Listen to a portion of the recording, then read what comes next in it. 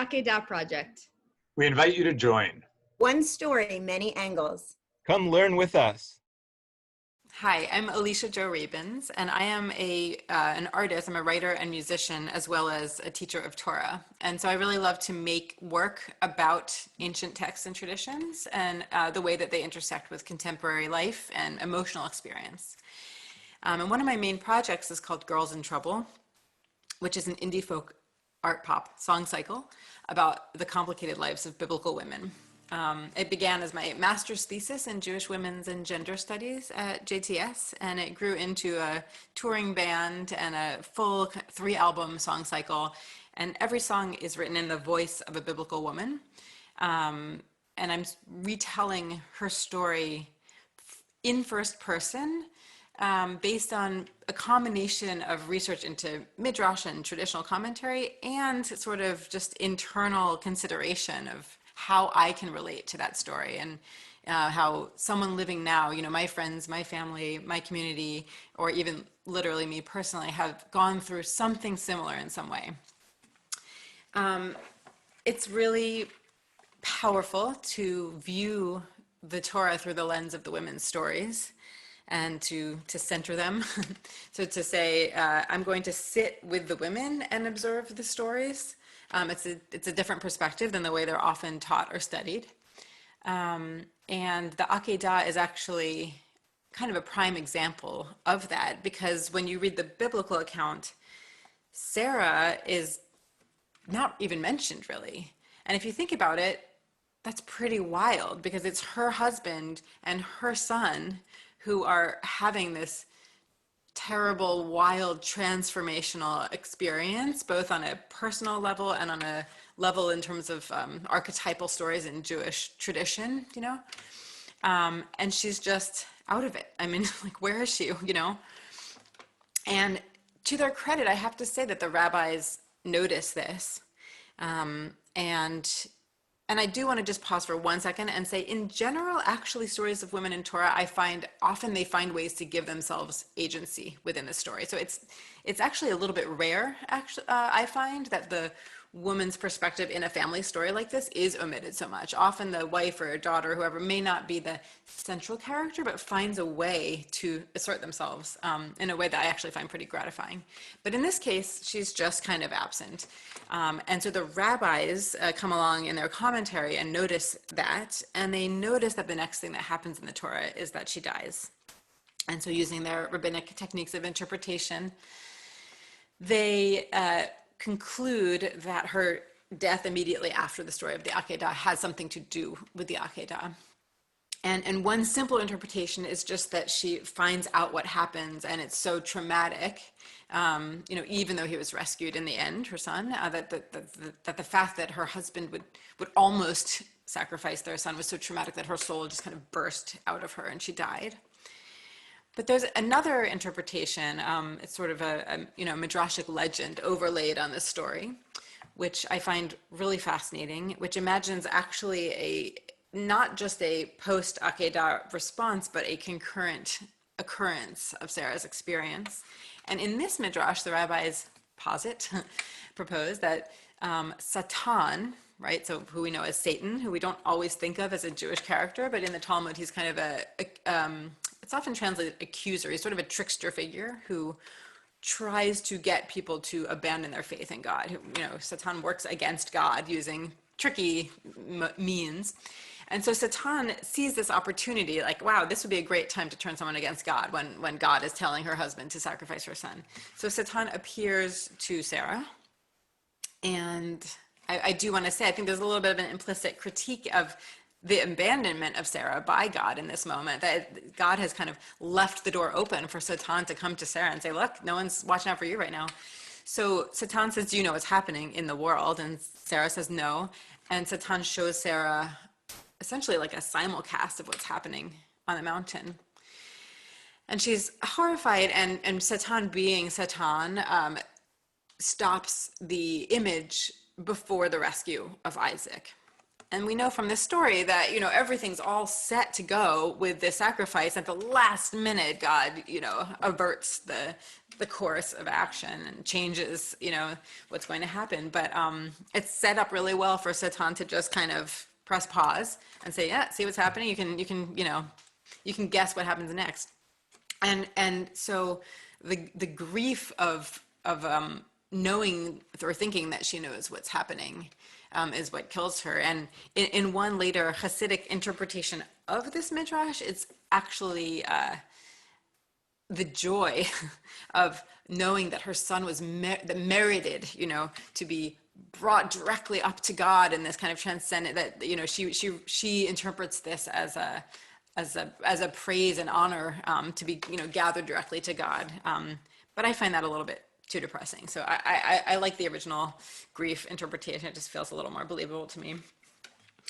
So when I sat down to write my song about the story of the Akedah, of course, I wanted to write it through the perspective of Sarah. And sometimes I'm telling the story with a more biblical focus. I actually really loved this midrash, and I wanted to take the rabbinic imagination of what was happening to Sarah, since there wasn't a biblical one, and update it and, reimagine it and turn it into a song. And, this story is so depressing and tragic and horrible. So part of my interpretive process is always thinking about what musical genre might match, because I work in many different genres, from old-time fiddle music to indie pop and classical and many things in between.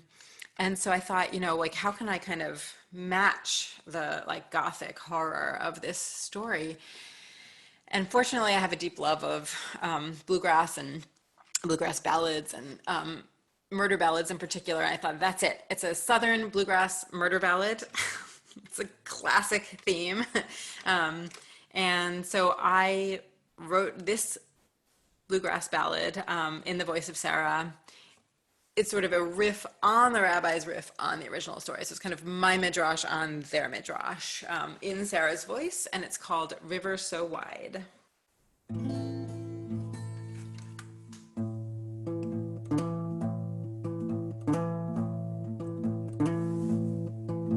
Well, I went down to the river so wide. Satan was standing on the other side. He said to me, look and see. I saw you with our only child, with a knife in your hand and your eyes so wild, on the mountain top. And then the vision stopped.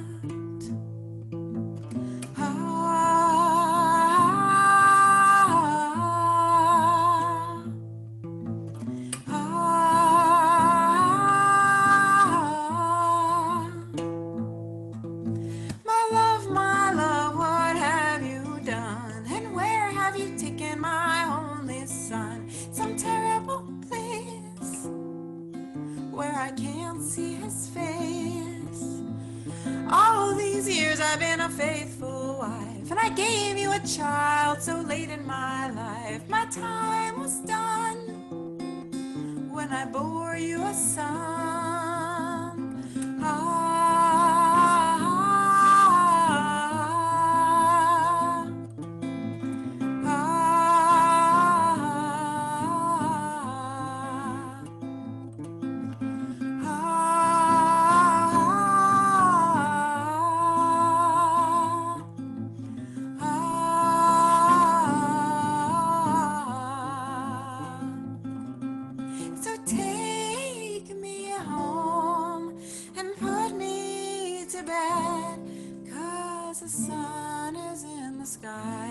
But it's dark inside my head, and I don't care if I never do wake up, if I can't be with the one I love.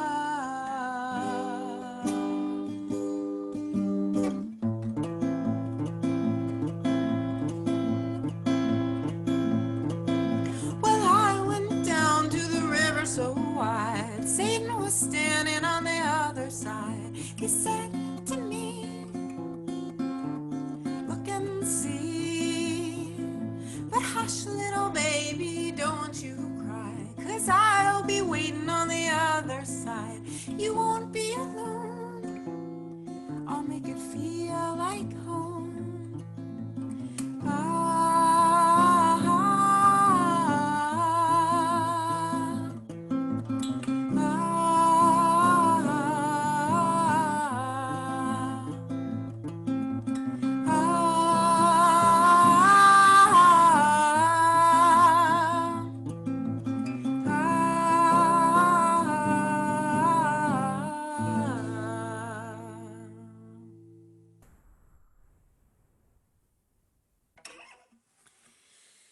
And I just want to say that, it's a pretty depressing, it's a pretty depressing song, but I don't write it to be a bummer. I think that to sit with the women of Torah in some of their triumphant moments, and also especially in their more difficult, challenging moments where either they're overlooked or where they're faced with a really difficult situation, even if when they overcome it, I think there is a healing power in both directions.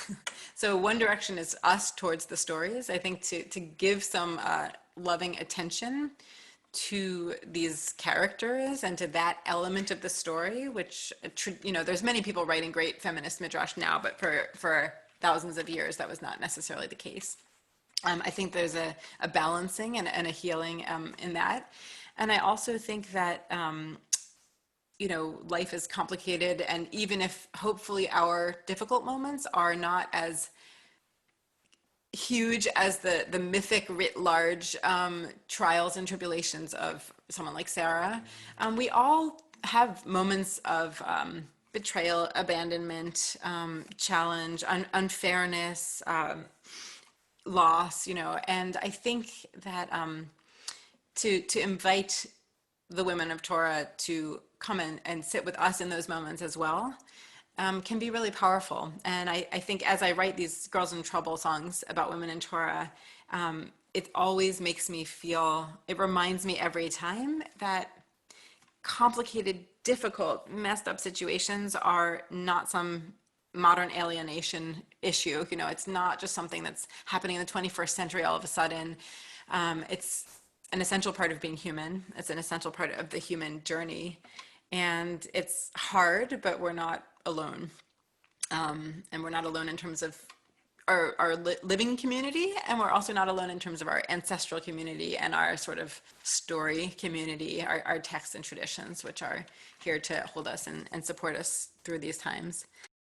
One thing I love about the rabbinic commentary of this story is that the rabbis also derive the shofar pattern from what they consider to be Sarah's cries. And so in her grief and abandonment, the music, the agonized music and prayer essentially, which I think can be the same thing, of her calling out and wailing are the structure in one way of looking at it for how the rabbis decide that we should blow the shofar. And the shofar has that just like piercing, plaintive cut to the center of your soul, like kind of just anything that might be sort of inflated or puffy about your life. I feel like it's like whoosh, just cuts right through it and brings it right back down to sort of this clear vision of what is. At least that's my experience of hearing the shofar.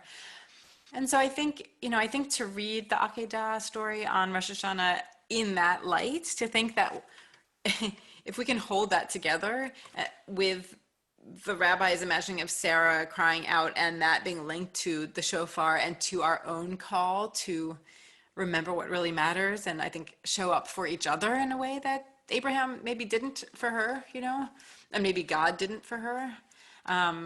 To potentially show up for our children in a way that Abraham didn't for Isaac. With the prevalence and power of Midrash, which is the rabbis writing kind of fanfic, right? Writing commentary on the original stories, but putting their own stories into it. That essentially is a model of a creative way to interact with Torah. I mean, it's really, to me, that's the creative mind. And I think we really get tense around the word creative, especially people who don't see themselves as professional artists.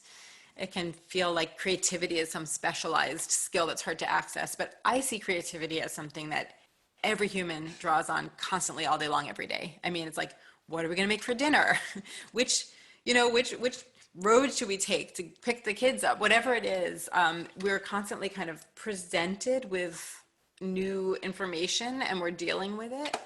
And I think it's really the same part of the brain that makes art, that says, wow, we're in a pandemic. How do we feel about this? Like, how do I process this into a poem? You know, how do I respond to it? The way that I like to look at Torah stories in terms of, you know, both as an artist and as just a reader of Torah and a Jewish person interacting with Torah, is I really like to look for a personal connection. And I think this idea of scale really helps me, which I've mentioned a few times, but I've used the term writ large, but thinking, okay, the story of Sarah and the Akedah, it's such a profound betrayal, you know, of a husband not telling the wife that they're going off to take, you know, the son to be sacrificed. I mean, it's almost absurd. It's so horrible. But we all have moments where someone close to us has neglected to tell us that they're about to do something that deeply affects us, you know? I mean, and it could be a small, silly thing, and it could be a big deal. It can have to do with a child, but it doesn't have to, you know?